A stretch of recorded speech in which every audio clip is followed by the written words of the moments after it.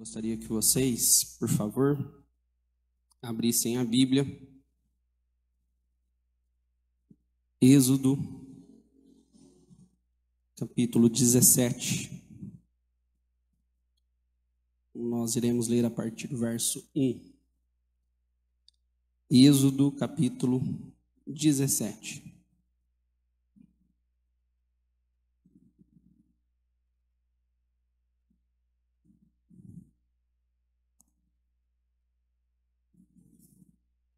Amém? A versão que eu faço uso é a versão NVT. Obrigado, Meire.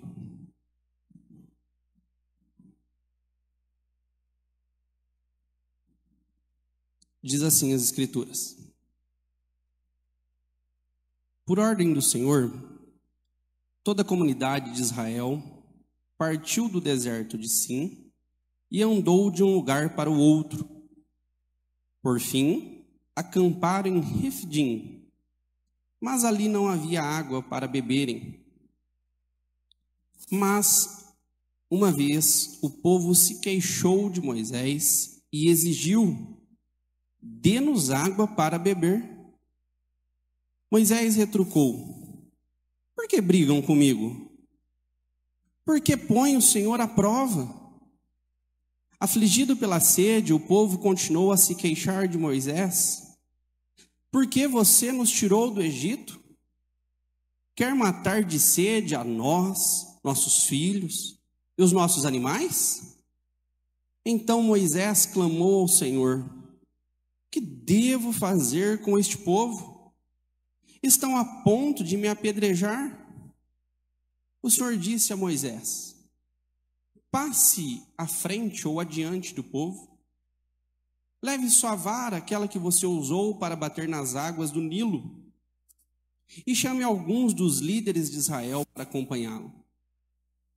Eu me colocarei diante de vocês sobre a rocha no monte Sinai. Bata na rocha, e dela jorrará água, que o povo poderá beber. Assim, na presença dos líderes de Israel, Moisés fez conforme ordenado. Moisés chamou aquele lugar de Massá e Meribá, pois o povo de Israel discutiu com Moisés e pôs o Senhor à prova, dizendo: o Senhor está conosco ou não? Amém? Feche seus olhos. Gostaria de fazer uma oração. Deus, nós queremos te agradecer pela semana que tivemos, pelo seu cuidado e proteção, Pai. Te louvamos também, Pai, por essa semana que se inicia e pedimos, Deus, clamamos a Ti pelo cuidado, pela proteção. Ajuda-nos, ó Pai, a caminharmos nesses dias. Deus, nós estamos agora diante da Sua santa e poderosa palavra, Pai. Fala, Deus, aos nossos corações. Instrua, Deus, essa igreja a andar, a caminhar pela verdade, Pai. É o que eu te peço e peço no nome de Jesus. Amém? Amém, irmãos? Vocês estão tudo firme, acordado aí? Então permaneçam assim, tá? Preciso hoje de maneira redobrada da sua atenção. Então, nós passaremos aqui 40 minutos. E eu gostaria que você colocasse 100% da sua atenção em tudo que eu irei falar aqui. Amém? Para que você possa, após esses 40 minutos, compreender aquilo que realmente as Escrituras querem nos ensinar. Amém? Posso contar com você? Amém? Eu gostaria de ler uma história para vocês. E eu gostaria que vocês colocassem bastante atenção. O historiador diz o seguinte: no fim da Segunda Guerra Mundial, quando o povo alemão estava começando a se dar conta do que havia acontecido nos campos de concentração, um pastor protestante chamado Guenther Hutterbom escreveu a obra de teatro chamado O Sinal de Jonas, para responder a seguinte pergunta: a quem devemos culpar por tudo isso? Quem deve carregar a culpa desse genocídio? Mais de 6 milhões de judeus foram exterminados em Belsen, Dachau e Auschwitz, sem mencionar todas as atrocidades que os nazistas cometeram na Europa durante a guerra. Ainda que muitos alemães se sintam consternados com as histórias que estavam sendo divulgadas, ninguém se sentia pessoalmente culpado. Na peça de Rutherford, os atores dialogavam com o público para tentar determinar até que ponto cada um deles era responsável pelo que havia acontecido. Mas todos fendiam a sua inocência, culpando os demais, principalmente os de cima. A dona de casa dizia: olha, eu estava lutando contra o racionamento dos alimentos. Eu não tenho culpa de nada. O soldado dizia: eu também não sou culpado, apenas obedecia às ordens. O comandante também se defendia, argumentando que apenas seguia as diretrizes do partido. E como era de se esperar, o partido apenas estava seguindo as ordens dos seus líderes.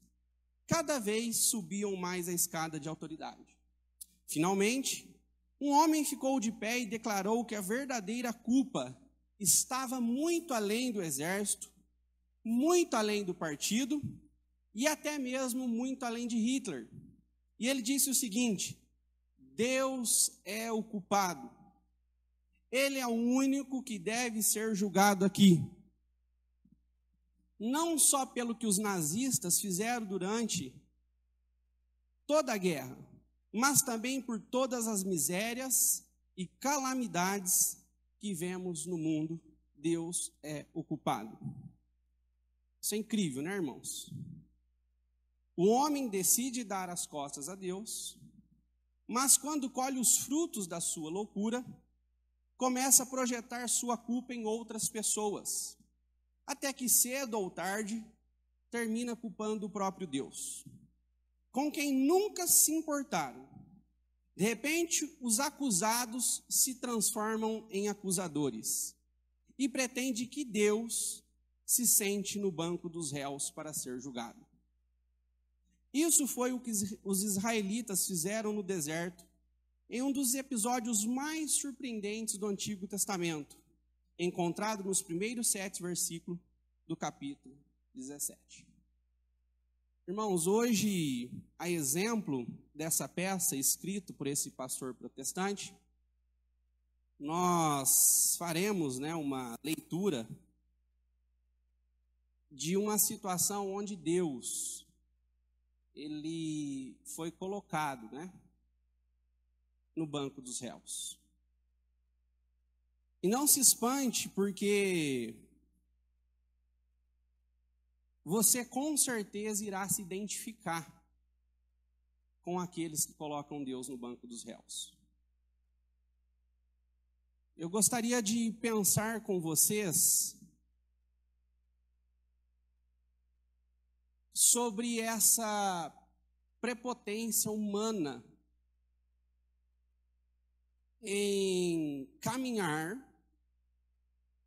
toda uma vida com as costas para Deus. E quando nessa caminhada, nessa jornada, se esbarram nos perigos, nos desafios dessas estradas, e tentamos buscar encontrar quem é o culpado desses desafios, desses perigos, muitas vezes, irmãos, nós colocamos Deus como sendo culpado de tudo isso. E nós, a partir do texto bíblico, nós iremos então ver como Deus lida com situações desse tipo. Amém? Vocês estão comigo? Vamos lá? O verso 1, nós vamos ver que Deus coloca essas pessoas em uma prova. Vejamos, olha aí o verso 1. Por ordem do Senhor, toda a comunidade de Israel partiu do deserto de Sim e andou de um lugar para o outro, por fim, para acamparem em Rifdim, mas ali não havia água para beber.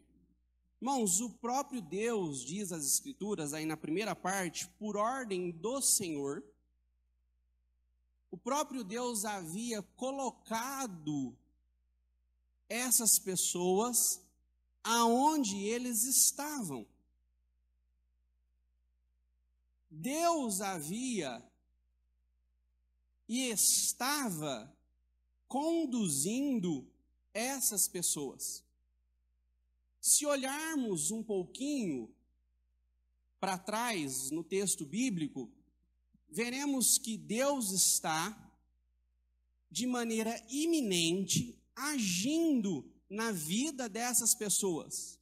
Deus acabara de tirar essas pessoas de muitos anos de escravidão.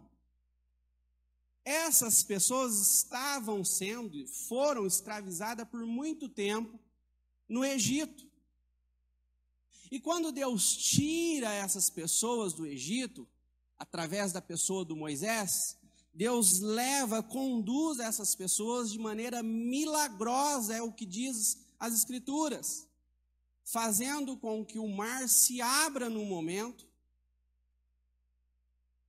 fazendo com que maná caia do céu quando eles têm fome, fazendo com que codornas caiam diante deles para saciá-los. Ou seja, Deus estava conduzindo esse povo. E no texto que nós lemos não é diferente, o próprio Deus se encarrega de direcioná-los. Amém? Fazia pouco tempo que os israelitas haviam saído da escravidão do Egito. De maneira milagrosa, haviam cruzado o Mar Vermelho em direção à terra prometida. O caminho mais curto para ir do Egito até Canaã era passando pela costa. Porém, em vez de levá-los por esse caminho, Deus decide deixá-los ou interná-los no deserto. Deus é um Deus sábio. Deus sabia que havia um outro caminho para que essas pessoas chegassem a Canaã e, pasmem, o outro caminho era um caminho mais rápido. Só que há uma decisão de Deus e uma decisão soberana de deixar essas pessoas, e Deus tem os seus motivos, no deserto. O versículo 1 diz com toda clareza que essa foi uma decisão de Deus e não foi uma decisão de Moisés. Grifa aí na sua Bíblia, por ordem do Senhor. Eles acamparam nesse lugar onde não havia água conforme o mandamento do Senhor. Irmãos, vocês já pararam para pensar se existe algum motivo pela qual Deus levou essas pessoas ali no deserto? Você já parou para pensar o motivo pela qual Deus tomou o caminho mais longo e não o mais curto? Você já parou para pensar nos motivos que levaram você a tomar as decisões que você tem tomado na sua vida? Você parou para fazer as contas, ainda que humanamente não compense? Irmãos, abra a sua Bíblia, por favor, no livro de Deuteronômio, capítulo 8 e verso 2, um dos textos mais importantes. Nesse texto é escancarado, é revelado a nós o propósito, o motivo pela qual essas pessoas ficaram no deserto. E o texto diz o seguinte, Deuteronômio, capítulo 8, verso 2. Coloquei no deserto para te humilhar, para te provar, para saber o que estava no seu coração. Se guardarias ou não os seus mandamentos. Irmãos, essa dificuldade, esse deserto foi cuidadosamente planejado pelo Senhor para revelar a verdadeira condição do coração dessas pessoas. Essas pessoas foram conduzidas por uma rota diferente, foram colocadas num deserto. Para quê? Por qual motivo? Para saber as motivações que estavam no coração dessas pessoas. Irmãos, fazendo uma comparação, né? Eu não sei qual deserto que talvez você esteja. Mas o fato é que no deserto, aquilo que está escondido, aquilo que está inerente ao seu coração, será revelado. No deserto é que, de fato, teremos um conhecimento sem censura de quem nós somos, de quem você é. Em situações difíceis, de sofrimento, como é o caso, Tim Keller vai dizer que nós temos uma polarização. Ou nós temos pessoas que se apegam a Deus de maneira profunda, ou temos pessoas que se distanciam de Deus porque colocam Deus no banco dos réus e começam a acusar a Deus pelo sofrimento que estão enfrentando.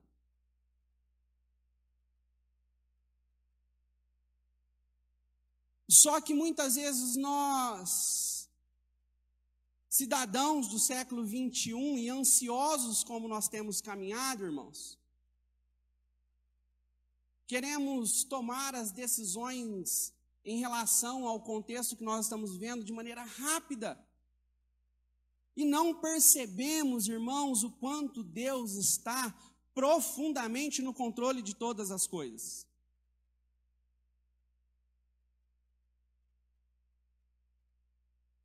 Entendendo essa primeira parte, que Deus estava tratando com essas pessoas e o que foi que essas pessoas não entenderam, o próximo verso, nós temos aí um grupo de pessoas que entrarão num processo judicial contra Deus.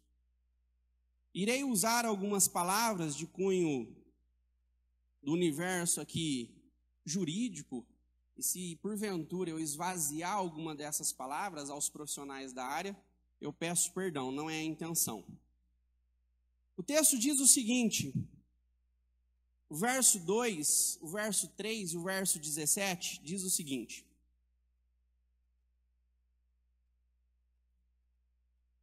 mais uma vez, o povo se queixou de Moisés e exigiu.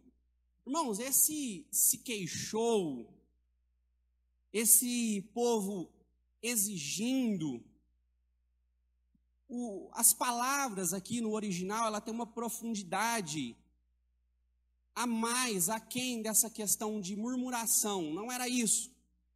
Algumas pessoas, o texto está dizendo, se juntaram e abriram um processo contra Deus. Resolva o nosso problema. Resolva a nossa situação. Dê-nos água para beber. O verso 3 diz o seguinte: afligido pela sede, o povo continuou a julgar Moisés. a se queixar com Moisés, a se dirigir a Moisés: por que você nos tirou do Egito? Por que você quer nos matar de sede, a nós, nossos filhos, os nossos animais? Veja que essas pessoas, pessoas selecionadas, se juntaram e estão diante de Deus, na pessoa do Moisés, reivindicando que Deus, de maneira urgente, resolva a situação, o problema. E qual era o problema? A falta de água. Diz o versículo 2 que o povo ele contendeu com Moisés. Essa palavra indica algo mais forte que uma simples queixa. Era o termo que se usava quando alguém queria apresentar um processo judicial contra outra pessoa. Antes, os israelitas já haviam queixado contra Deus e contra Moisés, mas agora querem julgá-los por terem quebrado a promessa do pacto que Deus havia feito com eles. Essas pessoas estavam olhando promessas aos nossos pais, de que nós iríamos chegar a uma terra que mana leite e mel, mas agora nós estamos aqui, e nós fomos trazidos aqui para morrer.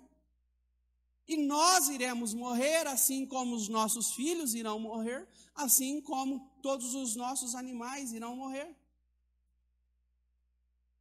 E essas pessoas não aliviam. Por isso, irmãos, o lugar conhecido como Massá e Meribá, diz o versículo 7, a palavra Massá significa colocar à prova, e Meribá, por sua vez, vem de uma raiz hebraica que significa iniciar uma demanda judicial, um litígio. Olha aí, abre a sua Bíblia no versículo 7. Olha a intensidade de tudo que aconteceu.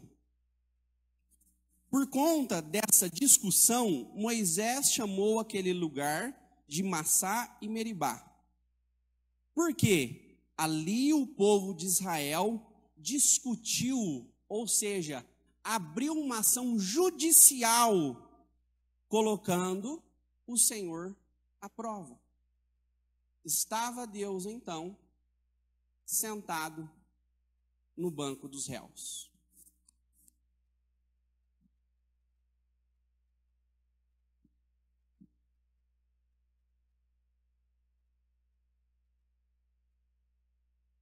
Irmãos,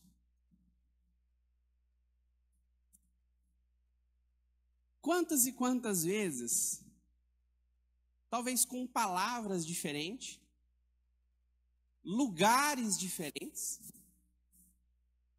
com talvez gestos diferentes, não agimos de maneira muito parecida com essas pessoas. Deus, mas por que me sobreveio tal situação? Senhor, por que eu estou passando por esse problema, por esse desafio? E às vezes, irmãos, tentamos de alguma forma, ainda que inconsciente, suavizar, nos dirigirmos a Deus de maneira que Deus não interprete que o nosso coração está profundamente chateado, aborrecido com Deus.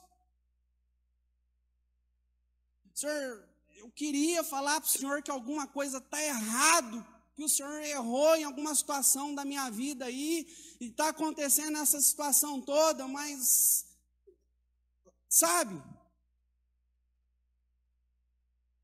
Quantas e quantas vezes, irmãos, por diversos motivos, não, e veja aqui que eu estou falando de maneira simbólica, não colocamos Deus assentado no banco dos réus da nossa perspectiva jurídica do que é certo e errado na nossa caminhada, na nossa vida. Amém, irmãos? Estão comigo?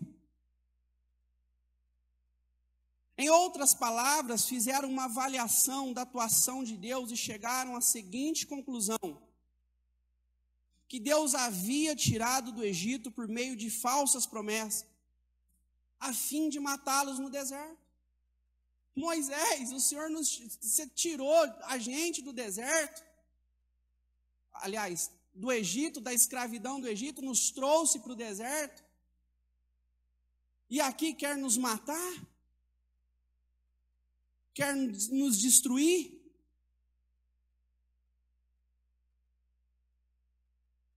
Olha o final do versículo 7. A pergunta deles era o seguinte: o Senhor está conosco ou não? O Senhor está conosco ou não? Ou estamos aqui, prestes a morrer, desamparados? Ou nós estamos aqui, irmãos, e no deserto do Sinai, muito próximo ao Sinai aqui, não era uma conversa, um processo que tinha tempo, não. Poucas horas no deserto do Sinai sem tomar água, todos de fato morreriam. Toda essa situação, uma situação muito intensa. Em outras palavras, o povo está dizendo o seguinte, preste atenção: Deus prometeu sua presença em nosso meio, e também prometeu levar-nos a uma terra onde flui leite e mel. Mas em vez disso, trouxe-nos a este deserto para nos matar de sede. Irmãos, essas pessoas estavam acusando de Deus de violar as suas promessas, dizendo que Deus traiu e que Deus mentiu.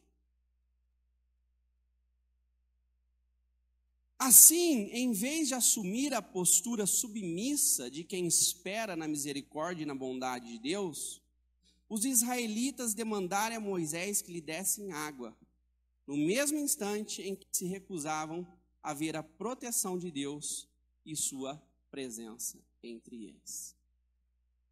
Amém, irmãos? Estão comigo no fio aqui do raciocínio? Ao invés, irmãos, há poucos dias, porque entre o processo deles serem levados em direção ao Sinai, se vocês olharem aí, olha o verso 19. Exatamente 2 meses depois de saírem do Egito, chegaram ao deserto do Sinai. Ou seja, irmãos, em poucos dias, essas pessoas haviam experimentado o milagre do Mar Vermelho se abrindo, da água amarga se transformando em água boa, do maná e dos alimentos, das cordonizes. E poucos dias se passaram, e essas pessoas estavam condenando Moisés, e nós sabemos que estavam se dirigindo a Deus aqui, colocando Deus no banco dos réus, sem nenhuma benevolência, sem nenhuma expectativa no Deus soberano e um Deus misericordioso. Como se Deus, irmãos, estivesse longe. Como se Deus não tivesse feito nada poucos dias antes, ou poucos meses antes. Ou seja, estava, irmãos, apenas revelando o que havia no coração dessas pessoas. Esse deserto, essa situação, estava apenas mostrando quem era o Deus que governava essas pessoas. Amém? Amém, irmãos? Que triste, né, irmãos? Triste, o mais triste ainda é quando você se vê impresso desse lado da história. Dirigindo julgamentos a Deus. Talvez você não use as palavras de um julgamento, mas de alguma forma se emburra com Deus. Se chateia, se magoa. Irmãos, Deus está profundamente no controle de tudo. Ele sabe o que está fazendo com você, com a sua família.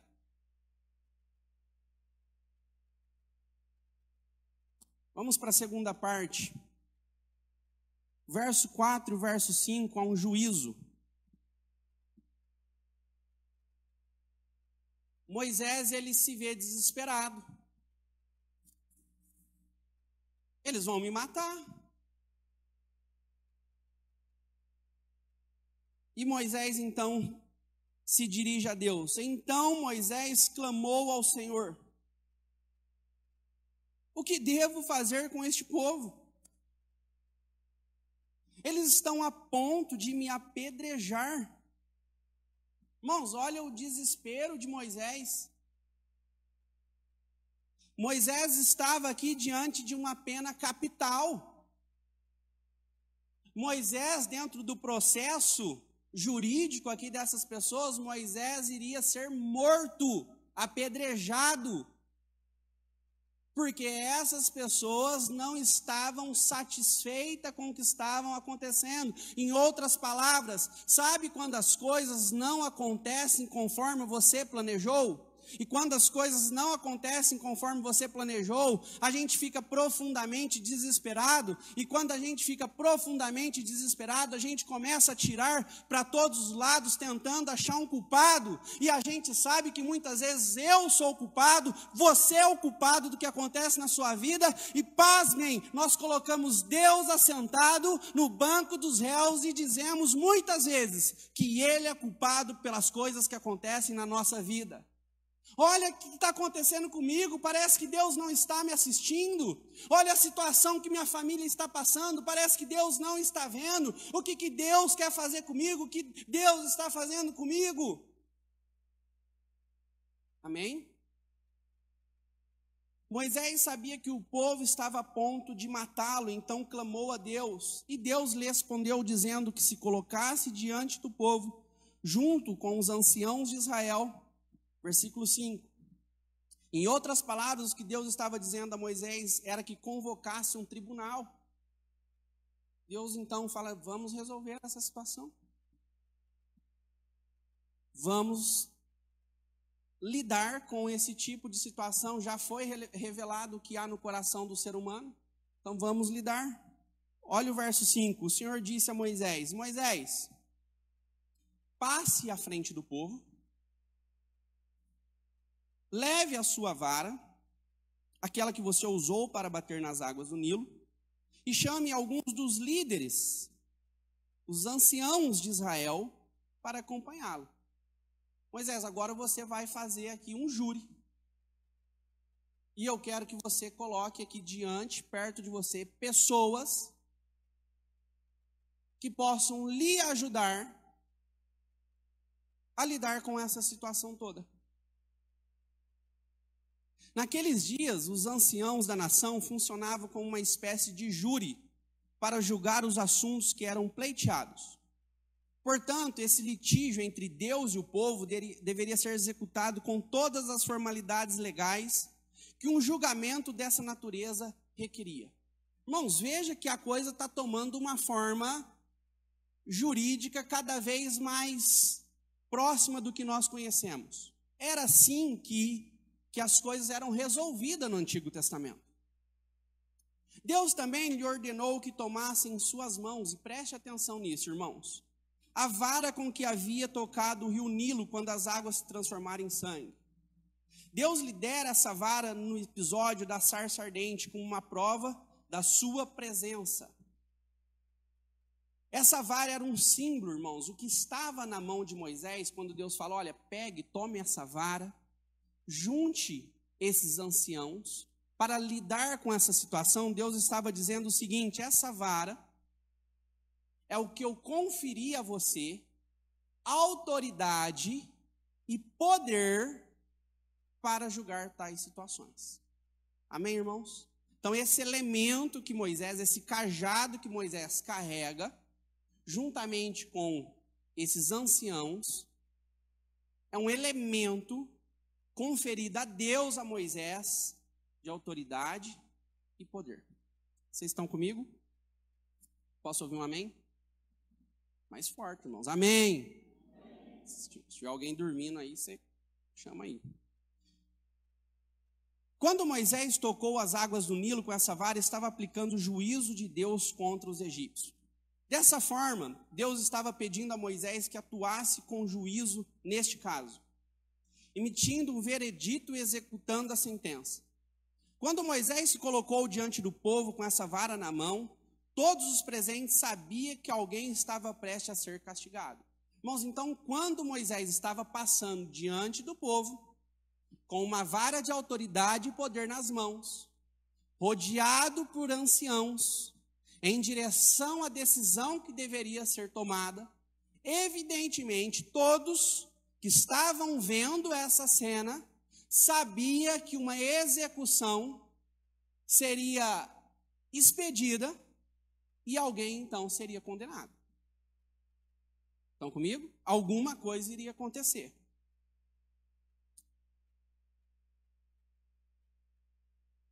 E essa condenação se daria por um pecado horrível que alguém havia cometido contra Deus.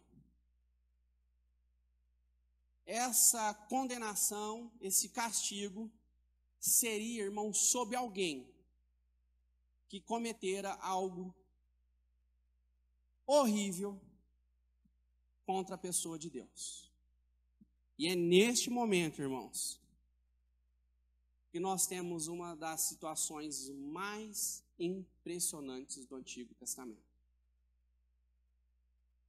Verso 5, nós temos aí agora o começo de um veredicto. Deus, ele toma a decisão de preservar o seu povo. Deus assume o castigo que eles mereciam pelos seus pecados. Leia comigo outra vez o versículo 6, e diz o seguinte: eis que estarei ali diante de ti sobre a rocha em Sião. Ferirás a rocha e dela sairá água, e o povo beberá. Moisés assim fez na presença dos anciãos de Israel. A expressão estarei ali diante de ti, irmãos, olha que interessante. É raro encontrarmos essa expressão no Antigo Testamento, Deus dizendo que estaria diante do povo. Deus é soberano, normalmente nós vamos encontrar o povo diante de Deus. Essa é uma das poucas, ou se não a única vez que Deus se coloca diante do povo. Somos nós que devemos comparecer diante dele, mas nesse momento Deus decide colocar-se diante de Moisés sobre a rocha no Horebe. Olha aí versículo 6, eu vou ler novamente e grava isso em seu coração. Deus dizendo, né? Eu me colocarei diante de você sobre a rocha no monte Sinai. Bata na rocha e dela jorrará água, que o povo poderá beber. Assim, na presença dos líderes de Israel, Moisés fez conforme ordenado. Você já tinha parado para ler esse texto, conforme nós estamos lendo? Todos aqueles que estão familiarizados com o Antigo Testamento sabem que rocha é um símbolo frequentemente usado para se referir a Deus como aquele que traz salvação ao seu povo. Nós estamos sem o telão, mas eu vou citar alguns textos aqui e acompanhe comigo. Em Deuteronômio 32, verso 4, diz o seguinte: que Deus, ele é a nossa rocha. Grava isso no seu coração. Deus é o quê? A nossa, cuja obra é perfeita. E no Salmo 18, verso 2, o salmista se dirige a Deus dizendo que o Senhor é a minha rocha, a minha cidadela, meu escudo, força minha, o meu baluarte. Deus, ele é a rocha de Israel. Veja que várias vezes, para se dirigir a Deus, usava o termo rocha. Deus é uma rocha que nos protege. Deus é como uma rocha, como um escudo que nos protege. O que estava acontecendo então em Êxodo 17:6, o texto que nós lemos agora, quando Deus se colocou sob a rocha, que Moisés feriu com a sua vara. Deus estava, irmãos, comparecendo ante ao juízo, mas não no tribunal deles, e sim em seu próprio tribunal. Deus, ao se colocar diante de Moisés para receber todo o peso do castigo divino que seu povo merece, ele está prestes a ensinar a todos qual é a única maneira possível de salvação. Os israelitas mereciam morrer por sua incredulidade e insolência, mas Deus decide receber os açoites da sua própria justiça. Irmãos, o que Deus faz? E como Deus faz? Deus, irmãos, em sua perfeita justiça, deveria derramar a sua ira sobre essas pessoas que estavam querendo condenar Deus, que haviam virado as costas para Deus, que haviam falado coisas horríveis acerca de Deus. Mas Deus resolve resolver essa situação. E Deus então, ele vai e se coloca como um sacrifício nesse monte. E Moisés então fere esse monte, Moisés fere essa rocha, diz as escrituras. Olha aí o verso 6, o que fala? Eu me colocarei diante de você sobre essa rocha no monte Sinai, e você bata nessa rocha, fere essa rocha. Deus é aquele perfeito que expia, irmãos, os pecados daquelas pessoas. E quando essa rocha é ferida, diz as escrituras, irmãos, que dela sai ou jorra água para o povo beber. Você viu como que Deus resolve toda a situação, irmãos? Ele colocou essas pessoas no deserto para saber o que estava no coração dessas pessoas. Deus viu que essas pessoas, irmãos, assim como você, não valiam nada, estavam muito distantes deles. Apesar de viverem experiências incríveis com Deus, se afastaram mais uma vez de Deus. E o juízo de Deus deveria vir sobre essas pessoas, e essas pessoas deveriam ser condenadas para sempre. Mas Deus não faz isso, Deus se coloca no lugar dessas pessoas, e há um juízo que fere esse Deus, só que ao invés, de tudo acabar ali, não acaba, jorra água, para que essas pessoas então sejam alimentadas. Irmãos, e olha que interessante, quando Moisés feriu a rocha, saiu tanta água da pedra que todo o povo pôde saciar a sua sede. E abra sua Bíblia comigo em Salmo 78, verso 20.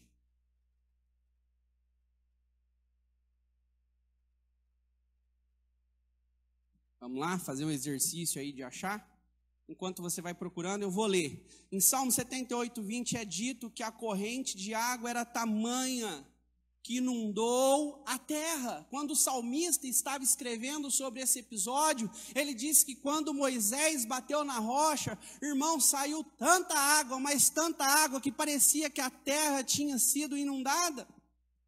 E o Salmo 105, verso 41, também, que o autor está se referindo a esse episódio, ele diz o seguinte, que as águas correram pelo deserto como um rio. Irmãos, isso é impressionante. Se você tem sede, se porventura você tem fome, se porventura você tem desafio, se porventura você tem gigante, calma! Confia em Deus, um Deus sábio e misericordioso, que pode e lidará com seus desafios no tempo dele, na hora dele.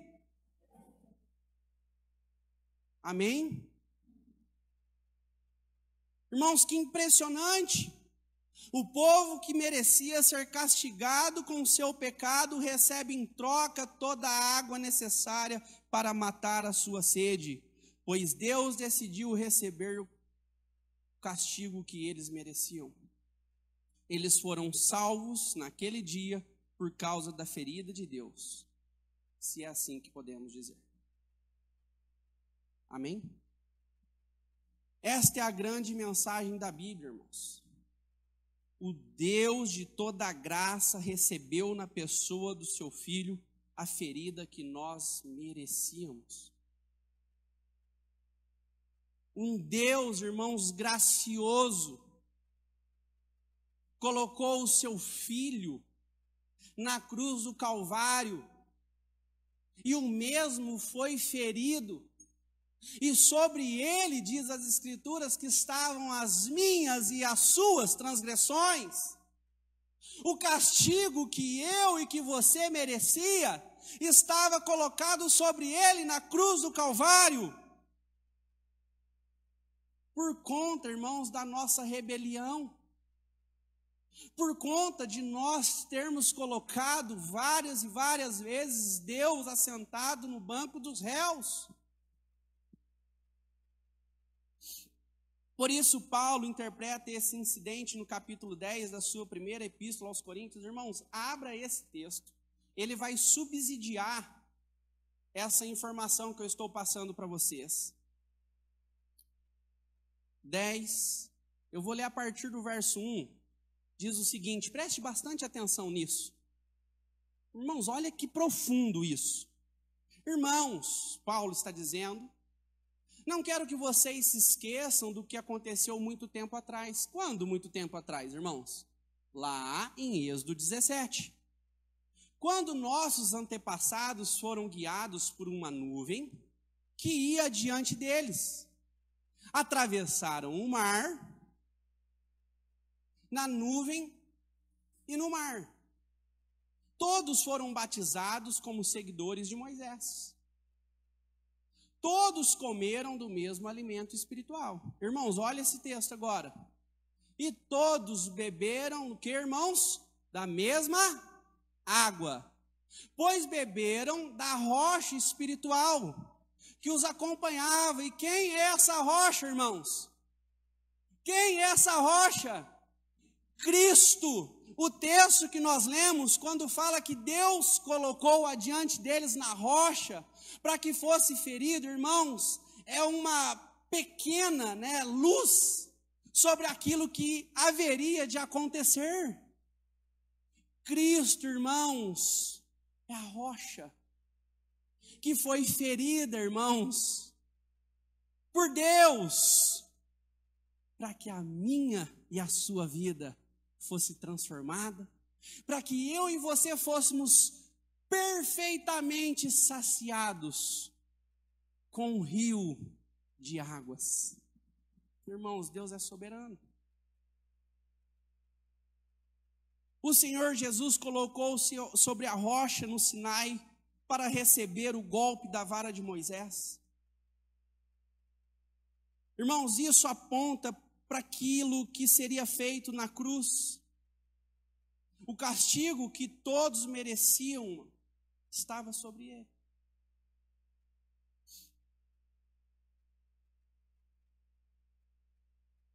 Quando Cristo estava na cruz, diz o Evangelho de João, um dos soldados lhe abriu o lado com uma lança, e logo saíram sangue e água.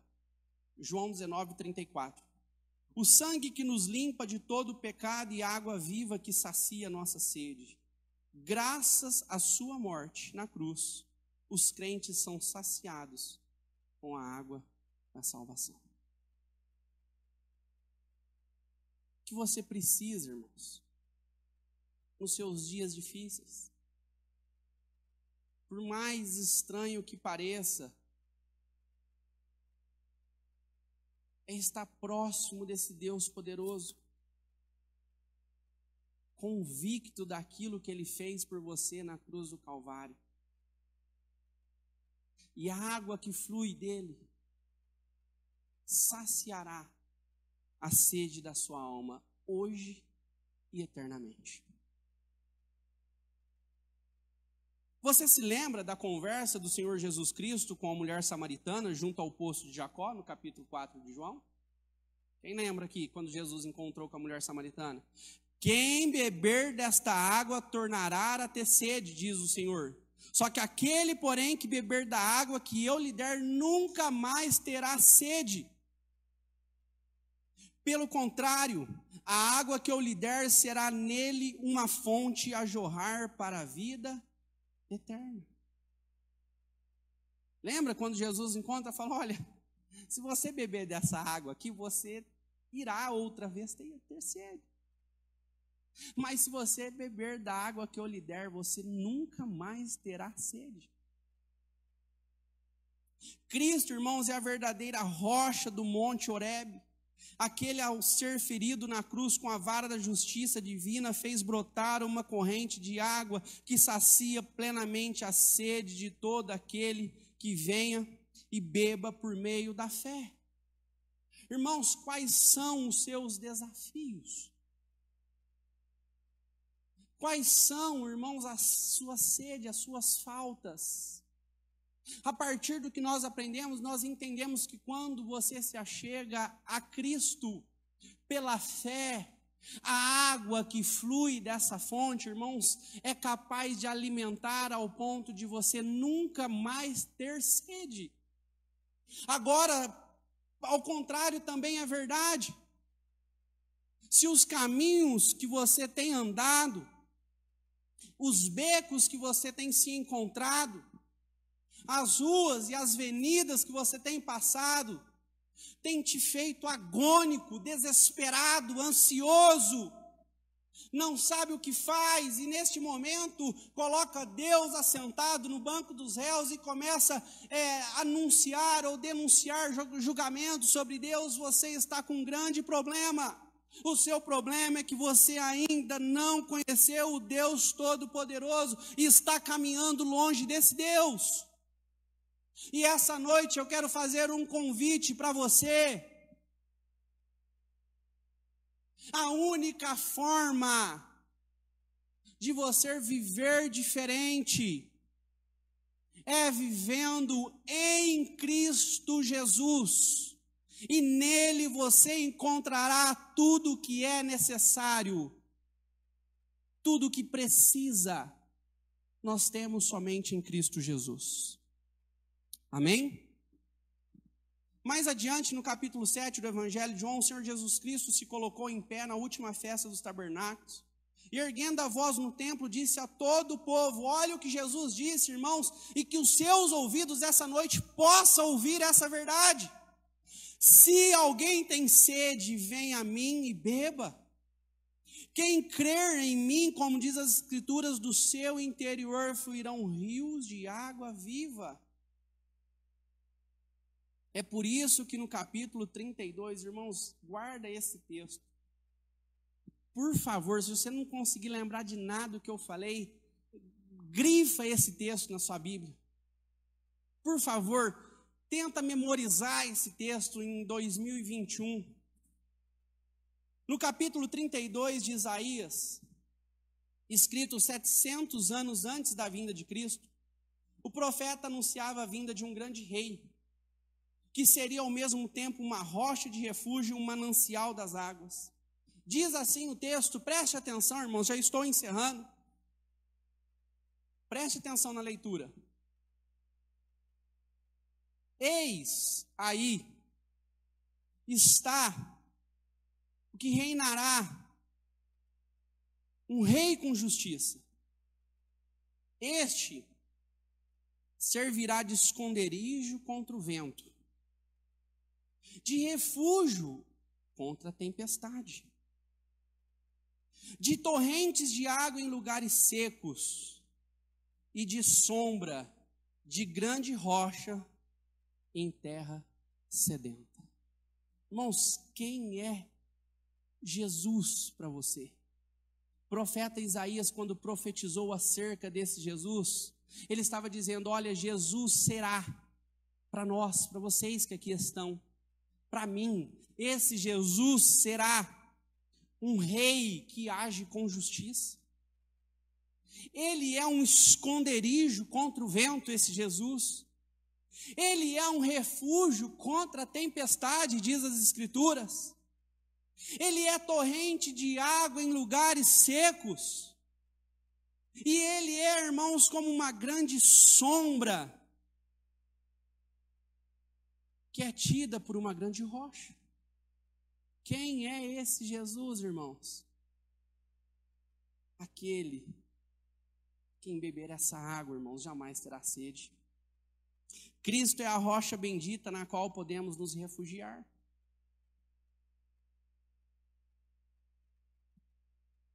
Irmãos,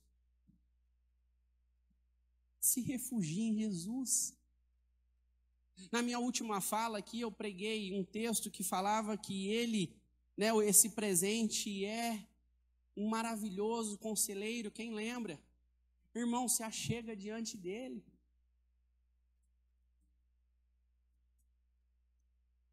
Os israelitas haviam perguntado a Moisés se o Senhor estava ou não entre eles. Lembram disso? Lembram do último versículo, versículo 7? Mas e aí, Moisés? O Senhor está ou não com a gente? O Senhor está ou não entre nós? E a resposta é que Deus estava ali, irmãos. Se nós fôssemos responder o verso 7, hoje nós poderíamos falar: sim, Ele estava ali. Ele estava ali, irmãos, de uma forma que eles sequer podiam imaginar. Ele estava ali, suportando sobre a rocha o castigo que eles mereciam por seu pecado e sua insolência. Quando você decidir colocar Deus nos bancos dos réus e perguntar onde está Deus, que é uma pergunta bastante recorrente no meio cristão, infelizmente, a resposta é que Ele está pendurado no madeiro, salvando você dos seus pecados. Isso é grandioso, irmãos. Isso é aonde o Senhor está. Aonde o Senhor está. Ele está, irmãos, no madeiro, com o sangue sendo vertido, lhe dando uma nova vida. É lá que Ele está. O ser humano pecou contra Deus, se rebelou contra a autoridade. Mas em vez de nos deixar nessa terrível condição, Deus de toda graça estabeleceu um plano de salvação que tornou possível o perdão de pecadores culpáveis sem ignorar sua própria justiça. A segunda pessoa da Trindade se fez homem para assumir a nossa culpa na cruz do Calvário, para que todo aquele que nele crê não pereça, mas tenha vida eterna. Na obra que eu li no começo, de Rutenberg, já citada, o veredito que a humanidade emite contra Deus é que ele deve ser condenado e se tornar um ser humano errante na terra, privado de seus direitos, sem lar, faminto, sedento, e no final deve morrer, de tal forma que seja envergonhado e ridicularizado. Era isso, irmãos, que as pessoas esperavam do teatro escrito por aquele pastor protestante. E foi exatamente isso, e muito mais, que Jesus o Cristo fez na cruz do Calvário. A verdade é que Deus fez muito mais do que o pedido nesses desafios blasfemos. Deus se fez homem, não só para sofrer as injustiças e os maus tratos de homens, como também para receber voluntariamente todo o peso da justiça, da ira de Deus que nos merecíamos por causa do nosso pecado. Aquele que não conheceu o pecado, ele o fez pecado por nós, para que nele fôssemos feitos justiça de Deus. Pois também Cristo morreu uma única vez pelos pecados, e justo pelos injustos, para conduzir-nos a Deus. Amém? Eu faço a conclusão aqui pensando em dois caminhos. O primeiro, irmãos, que é um pecado muito feio. Ser contra Deus. É um pecado que revela a podridão e o distanciamento do seu coração de Deus. Parece que você está querendo tirar das mãos de Deus o script daquilo que deve ser feito. Deus, o Senhor parece que não está sabendo lidar com as coisas que estão acontecendo e especialmente com a minha vida. O Senhor poderia ajustar esse fator aqui na minha vida? O Senhor poderia fazer esse ajuste aqui? Sabe, a gente se volta para Deus muitas vezes, irmãos,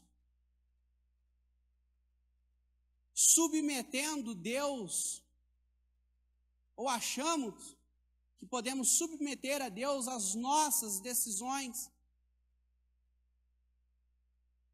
Irmãos, são muitas as pessoas que têm colocado Deus a serviço da sua ganância.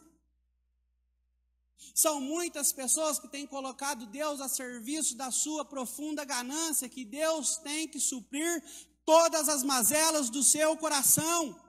E gritamos desesperadamente: Deus, dar-me água, e se não me der, eu irei apedrejá-lo. Como não era possível apedrejar Deus, eles iriam apedrejar Moisés, que estava ali. Mas se Deus estivesse ali, eles iriam apedrejar Deus. E muitas vezes, não com essas palavras que talvez eu esteja usando, nós nos dirigimos a Deus dessa forma, e isso é pecado. Nós estamos profundamente errados quando nós submetemos Deus aos nossos interesses, utilizando Deus como meio para chegarmos ou termos aquilo que nós queremos. Nós devemos, irmãos, entender quem é Deus. Foi aquele que enviou o seu Filho, irmãos, na cruz do Calvário, assim como nós estudamos aqui, e morreu por mim, e morreu por você, e deu a você uma nova vida. Ou seja, tudo que você precisa, Deus lhe entregou como um presente, nós estudamos aqui, de maneira graciosa.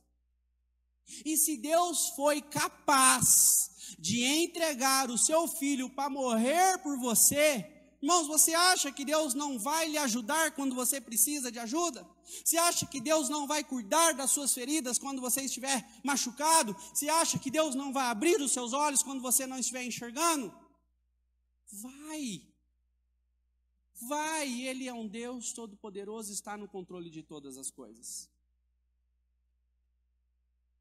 A minha segunda aplicação é para aqueles que ainda não são crentes. E se você está aqui hoje nessa igreja e você ainda não sabe se você é um filho de Deus ou não, eu tenho algo para dizer para você. Se você não chegar a Jesus hoje, você poderá ter um fim horrível. É importante que você deixe o mundo, que nunca vai saciar a sede da sua alma, e se achegue a Jesus, quem tem a água que irá saciar a sua vida hoje, amanhã e eternamente, o único que pode lhe dar uma nova vida. O seu coração, preste atenção, não encontrará descanso. O seu coração não encontrará repouso, como diz Agostinho, enquanto não estiver em Cristo. aonde você for, aonde você estiver, o seu coração estará agônico, aflito, porque ele foi feito para Deus. Ele só encontrará descanso, só encontrará refrigério, só encontrará uma fonte inesgotável de água quando o seu coração se repousar em Cristo Jesus. Talvez você entrou por aquela porta desesperado, com o seu coração aflito, é porque existe um distanciamento do seu coração de Deus.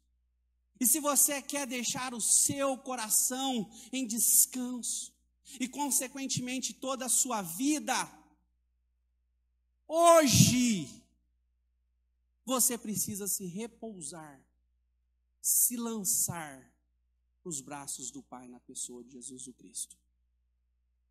Amém? Amém, irmãos? Gostaria que vocês se colocassem de pé.